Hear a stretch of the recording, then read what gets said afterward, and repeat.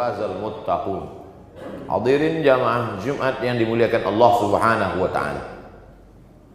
Rajulun as'as, ada seorang laki-laki yang rambutnya kusut, aghbar, berdebu. Kenapa rambutnya kusut? Dia takut menyisir rambutnya, kalau sampai rambutnya gugur dia akan membayar dam, membayar denda, membayar fidyah. Aghbar, berdebu. Mengapa rambutnya berdebu? Karena dia takut mandi. Kalau sampai dia mandi lalu rambutnya gugur, dia juga akan dikenakan dam, denda. Yamuddu yadayhi ilas sama, dengan rambut yang kusut dan berdebu itu dia angkat tangannya ke arah langit. Bukan karena Allah di langit, tapi karena langit itu adalah qiblatud doa, kiblat salat. Fawalli wajhaka syatral masjidil haram, hadapkan wajahmu ke Masjidil Haram. Bukan Allah bertempat di dalam Ka'bah, tapi karena itu kiblat salat. Yamuddu yadayhi ilas sama, lelaki yang rambutnya kusut dan berdebu itu mengangkat tangannya ke langit, karena langit adalah qiblatud doa. Begitu kata Imam Ibnu Hajar Al-Haytami dalam kitab Al-Fathul Mubin Bisyarhil Arba'in. Lalu ketika dia angkat tangannya ke langit, dia berkata, Ya Rabb, Ya Rabb, Ya Allah, Ya Allah. Ketika orang berkata Ya Rahman, saat itu dia sedang memanggil wahai engkau yang penyayang. Ketika seorang berkata Ya Rahim, saat itu dia sedang memanggil engkau yang maha pengasih. Tapi begitu dia berkata Ya Rabb, maka saat itu dia sedang berkata Ya Rabb, kau yang mencipta aku. Ya Rabb, kau yang mengatur hidupku. Ya Rabb, kau yang memberi aku rezeki. Rambutnya kusut, berdebu, tangannya dia tengadahkan ke langit, mulutnya berkata Ya Rabb, Ya Rabb, tapi doanya tidak dikabulkan Allah. Apalagi yang kurang? Kurang rendah dirikah dia di hadapan Allah? Dia sudah merendah, tangannya diangkat setingginya. Kurang rendah dirikah dia di hadapan Allah? Dia sudah merendahkan diri dan jiwanya, sampai-sampai dia takut rambutnya gugur. Lalu kenapa doanya tidak dikabulkan Allah?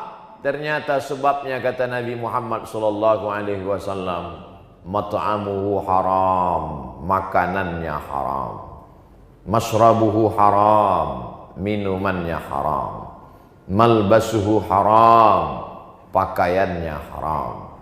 Wa ghudhiya bil haram, dan dia diberi makan haram, dan dia memberi makan haram. 4 sebab doa tak diperkenankan, tak dikabulkan Allah. Dan kita sampai hari ini alhamdulillah tidak memakan makanan haram.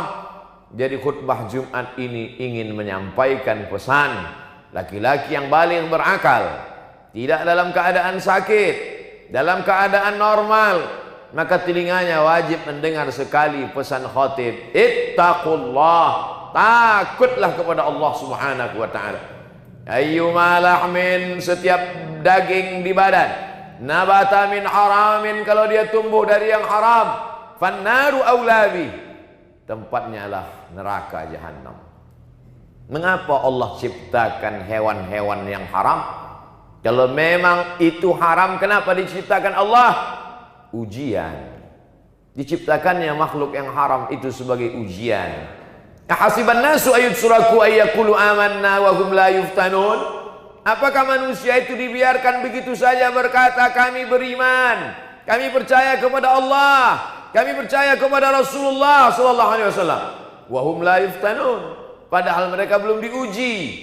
Ujian bukan hanya kebakaran, ujian bukan hanya pandemi corona, ujian bukan hanya sakit, ujian bukan hanya demam, ujian bukan hanya rugi.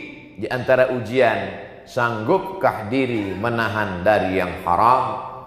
Masalah haram ini terbagi 2. Pertama, bendanya haram. Hurriman alaikumul maitatu, diharamkan bagi kamu makan bangkai. Waddamu, darah. Walahmul khinzir, daging babi.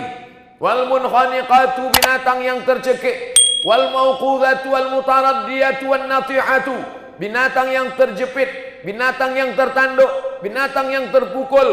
Wa ma akalas sab'u, binatang yang diterkam binatang buas belum sempat disembelih. Wa ma dzubiha 'alan nusub, binatang yang disembelih sebagai sajian berhala, sebagai pemberian kepada hantu setan jembalang tanah. Wa ma uhilla bihi li ghairillah, binatang yang disembelih bukan atas nama Allah, maka sembelih dia dengan nama Allah. Bismillah, dengan nama Allah, maka binatang itu pun menjadi halal karena dia memang binatang halal. Tapi ada binatang itu halal disembelih dengan cara yang halal, darahnya sudah tumpah habis karena di dalam darah itulah bakteri, dicuci bersih.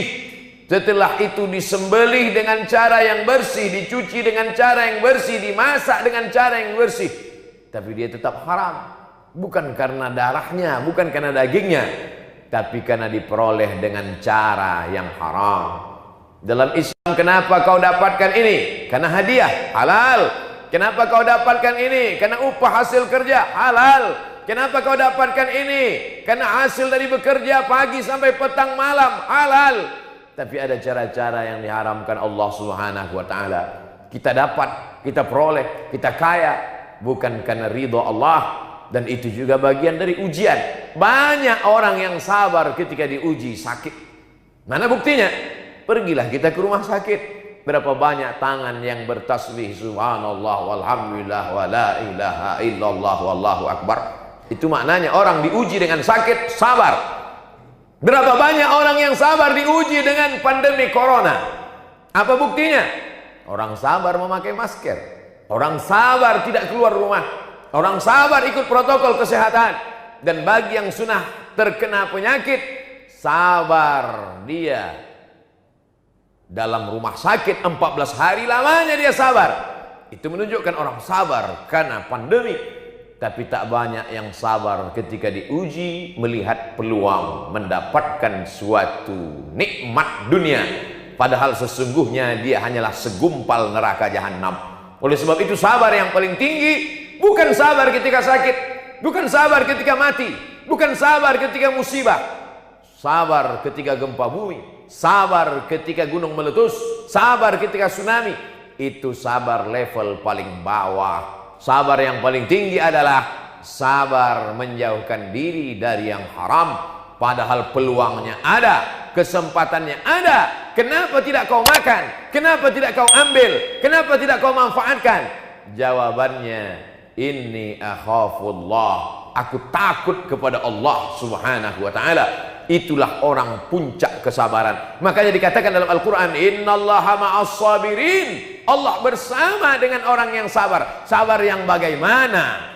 Dia merasa bersama dengan Allah. Kalau aku ambil, aku makan, aku berikan ke anak istriku, aku belikan ke rumah kendaraanku, tidak ada yang tahu.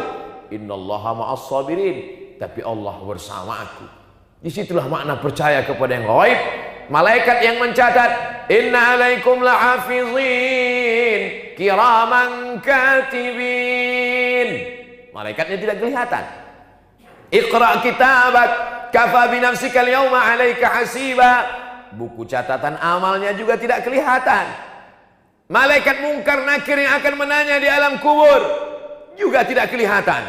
Ruh yang bersemayam dalam jasad yang akan bertanggung jawab di hadapan Allah juga tidak kelihatan. Surga dan neraka juga tidak tampak di kelopak mata. Puncak dari beriman kepada yang gaib adalah Allah. Mana Allah itu?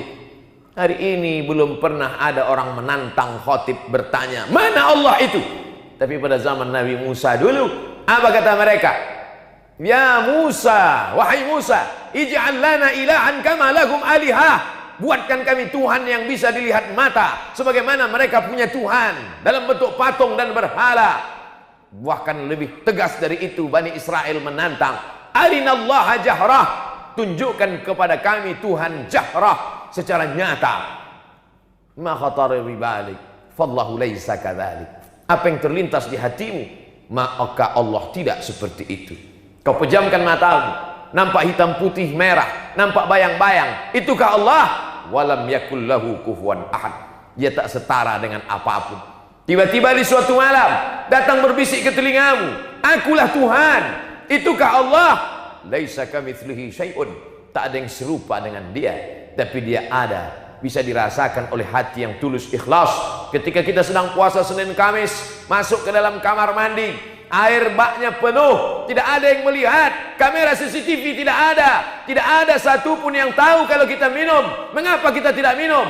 Allah, saat itu kita sedang yakin ada Allah, dirasakan dengan amal soleh. Kita angkat takbiratul ihram, Allahu Akbar, di dalam kamar, tertutup, terkunci, tidak ada satu manusia pun. Tapi kita tidak mau bergerak lebih dari 3 kali. Mengapa tidak mau? Allah, saat itu kita sedang merasakan keberadaan Allah. Hadirkan Allah dalam hati dengan salat-salat sunnah. Kuatkan iman dengan senantiasa puasa-puasa sunnah.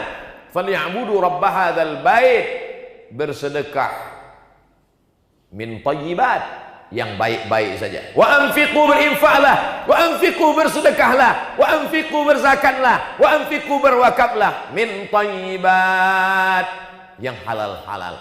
Kulu, makanlah, min thayyibati ma razaqnakum, yang halal-halal saja. Tak banyak yang sanggup menghadapi ujian ini, akan tetapi ada manusia-manusia yang dipilih oleh Allah Subhanahu wa taala. Bagaimana kalau sempat termakan? Bagaimana kalau sempat terambil? Sesungguhnya beberapa ujian dalam hidup kita adalah karena Allah sayang kepada kita. Dia ingin yang haram-haram itu lepas, dia ingin yang haram-haram itu hilang. Ada orang yang selama ini badannya tetap sehat, hidupnya tetap tenang, jabatannya tetap tinggi, tak ada hal yang dimakannya haram. Di mana Tuhan? Kenapa tidak adil? Kenapa saya yang baru sholat langsung sakit? Kenapa yang baru taubat langsung kehilangan? Kenapa langsung? Kenapa begini? Kenapa begitu? Allah Ta'ala memberikan jawaban dalam Al-Quran.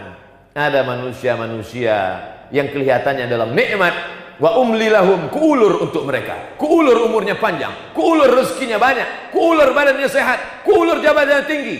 Inna kaidi matin, itu tipu dayaku. Yukhadi'un Allah, mereka menyangka sedang menipu Allah, wa huwa khadi'uhum, padahal Allah sedang menipu mereka. Mereka sedang menipu Allah. Lihatlah Allah tak tahu, lihatlah Allah tidak sadar bahwa aku sudah berbuat dosa.